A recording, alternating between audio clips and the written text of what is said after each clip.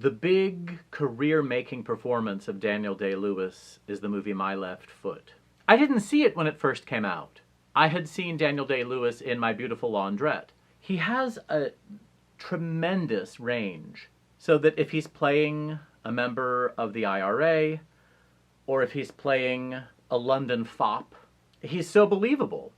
A gay gutter punk from the South Bank of London, totally believable. He's also believable as Christy, I can't remember his last name, from My Left Foot.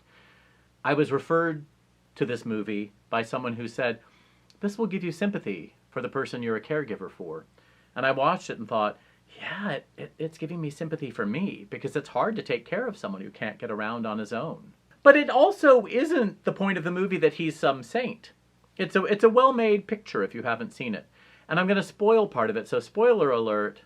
And I don't know why this isn't in one of those when they put together famous cinematic moments, like Cher slapping Nick Cage in Moonstruck twice before saying snap out of it, which is really key. She smacks him once, it doesn't work. She smacks him again, it doesn't work. And then she says snap out of it. It's not smack, snap out of it. No, she tries her initial tactic twice, then has to resort to saying snap out of it. Betty Davis saying fasten your seatbelts, it's going to be a bumpy night. The lead into it is what makes that thing worthwhile. This looks like the beginning of a beautiful friendship. Well, that's the end of Casablanca, not the beginning.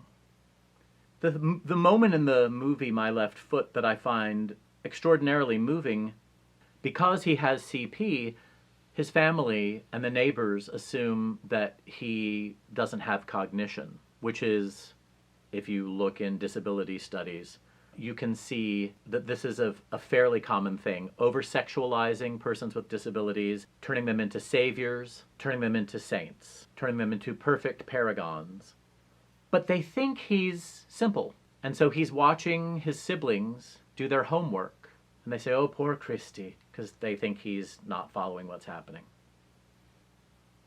And because they're poor and living in Ireland, the kids do their homework on a slate with chalk. And one night, the piece of chalk falls, and he grabs it with his left foot.